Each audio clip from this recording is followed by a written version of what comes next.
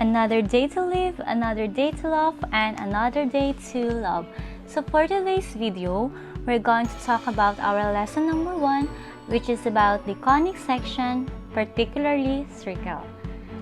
In this lesson, you are expected to define conic sections, identify the different types or kinds of conic sections, define circle, solve equations involving circles, determine the equation of the different kinds of conic sections, graph a circle given an equation in center radius form, and solve real-life or situational problems involving conic sections.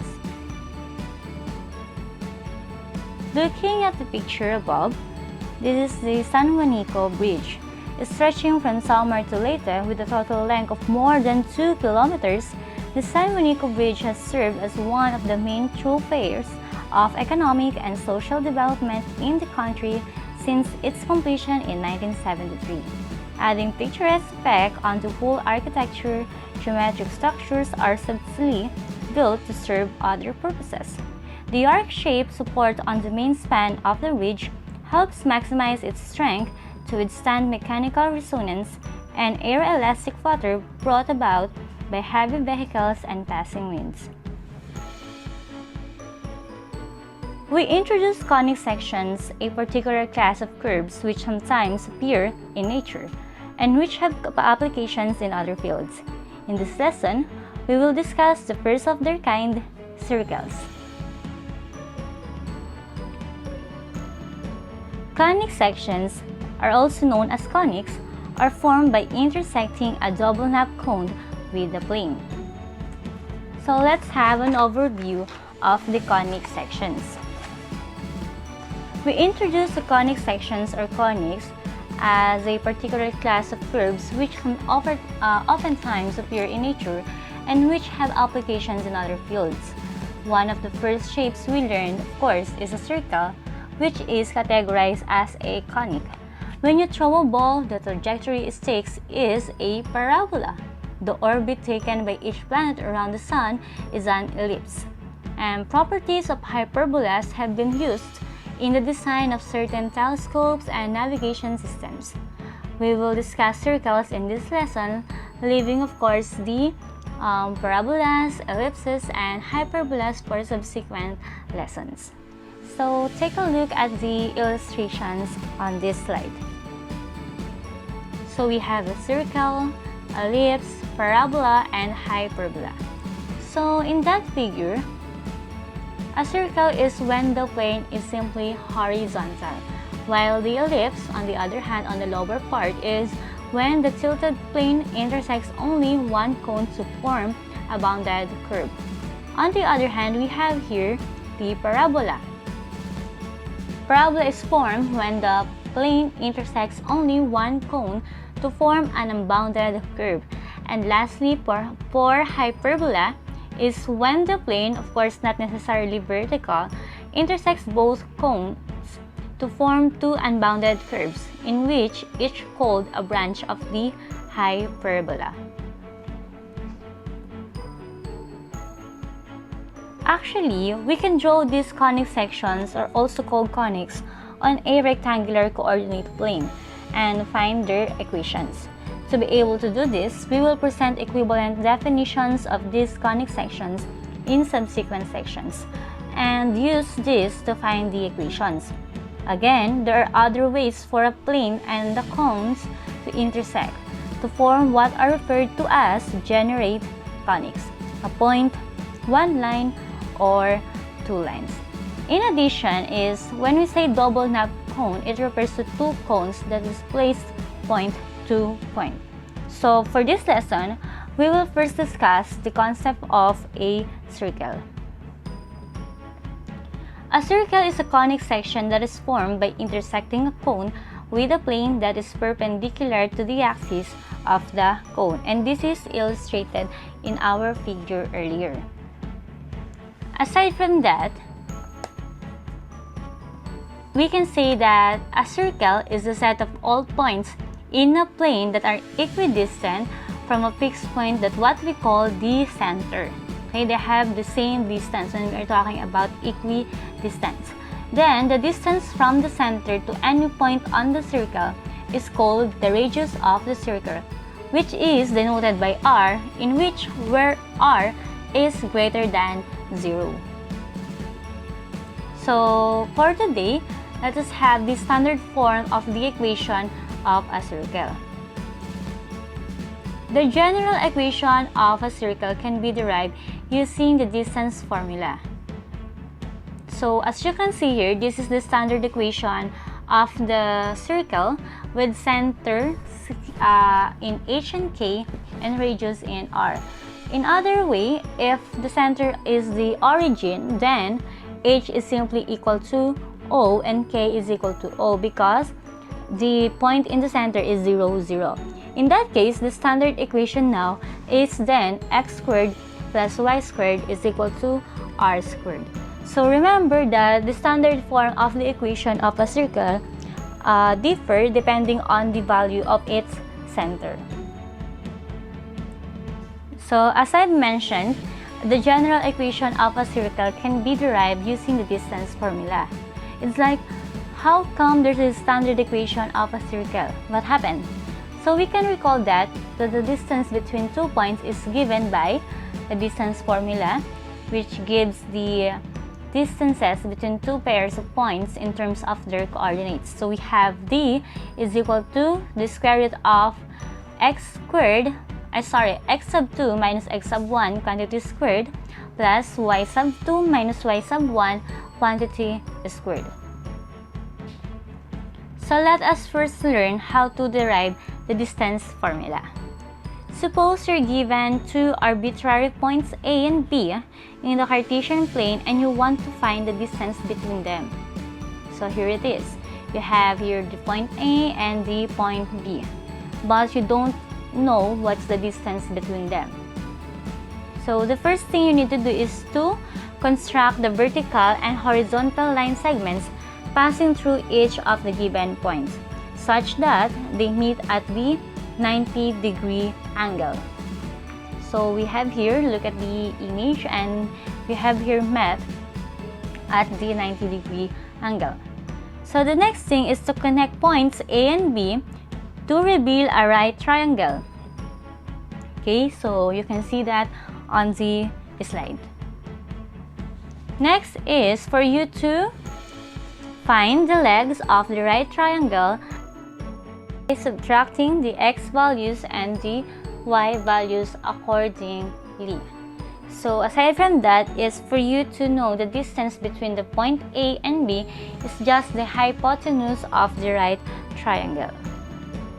So we all know that the hypotenuse is the opposite side of the right angle, or simply the longest side or longest leg, of course. So finally, applying the concept of the Pythagorean theorem, the distance formula is calculated as follows.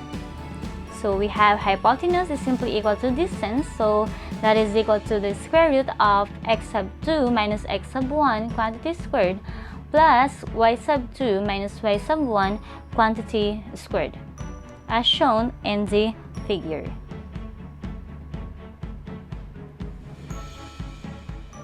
So from the figure, we can see now that the distance of A, which is negative 2, 1, from C is AC is equal to 5. By the distance formula, the distance of B, which is 6, 5, from C is BC is equal to the square root of 6 minus 3 quantity squared plus 5 minus 1 quantity squared is equal to 5. There are actually other points B such that PC is equal to 5. So, the collection of all such points which are 5 units away from C forms a circle.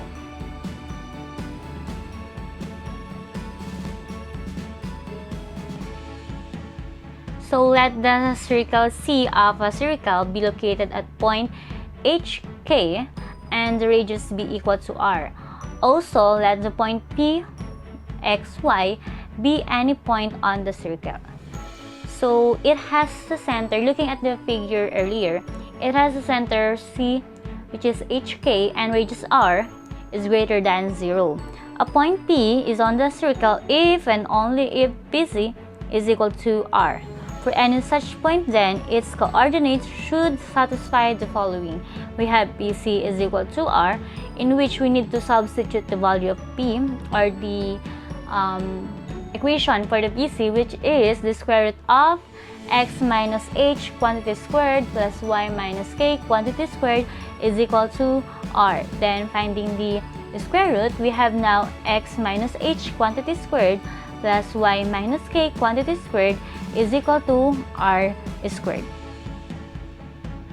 So again, that is the standard equation of the circle with center HK and radius of R. So now, we're going to have an example.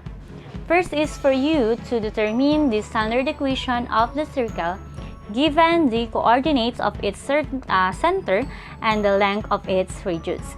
So, we have here the center at 2, 3, and R is equal to 3. And the other one is that the center at 1/2 and 1/4, and R, or radius, is equal to 6. So, for this solution, we know that the value of the center is not 0, 0. So, meaning to say, we're going to use the standard form of the equation of a circle, which is the x minus h quantity squared plus y minus k quantity squared is equal to R squared. So we need to substitute the value of h, k, and r in the equation, then as simple as simplify it. So again, the center is at 2, -3, and r is equal to 3. So h now is equal to 2, and k is equal to -3, and r is equal to 3. So let us substitute it.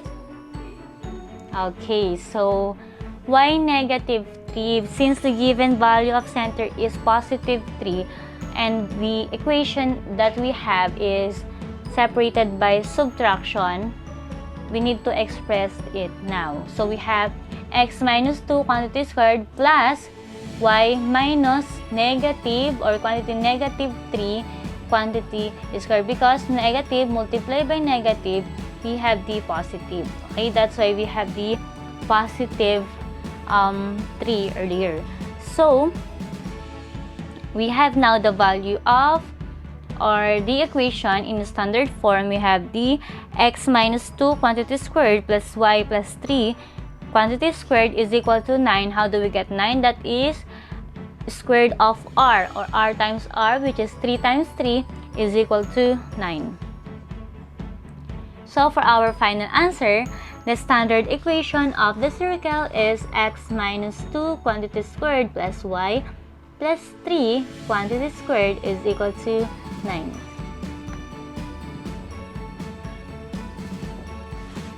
Let us now have the example for letter B, in which the center is at 1/2 and 1/4, and the value of radius is equal to 6. Once again, substitute the value of center and the r.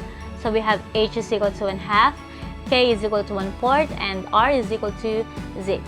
Next is to substitute or simplify this by simply using the standard form of the equation.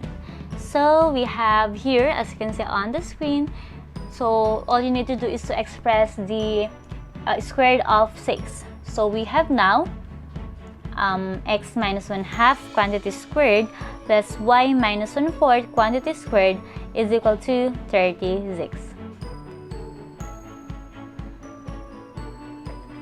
Now for number 2, given the standard form of the equation, find the coordinates of the center and the radius by each of the following circles.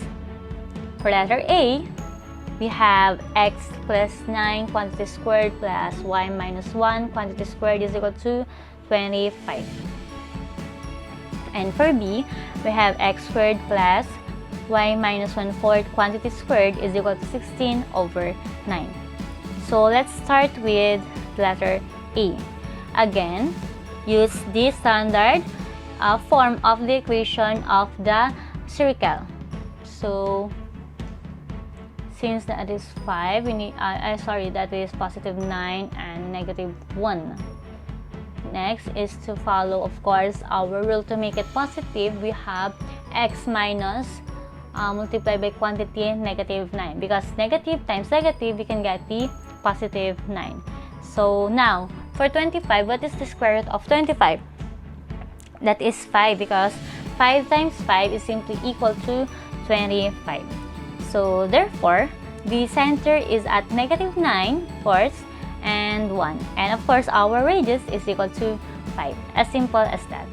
So for the last example, we have x squared plus y minus 1/4 quantity squared is equal to 16 over 9.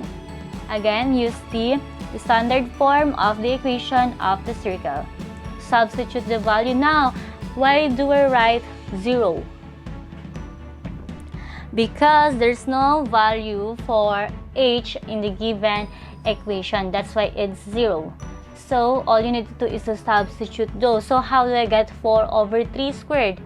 Because that is 4 times 4 is equal to 16, and 3 times 3 is equal to 9, as you can see on the given example. So in that case, our final answer now is that the center is at 0 and 1/4, and the radius is equal to 4 over 3. So let's try this. Read and analyze the following problems. Write your answers on the box provided after each number. For letter A, write the standard form of the equation of each of the following circles. Then of course, show your solution.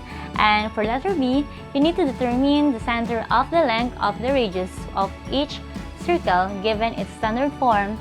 Then show your solution. So that would be the end of my presentation for the first part of the conic section circle. For the next lesson, we're going to learn how the general form of the equation of a circle and how to transform the equation of a circle from the general form to the standard form and vice versa. So thank you and God bless.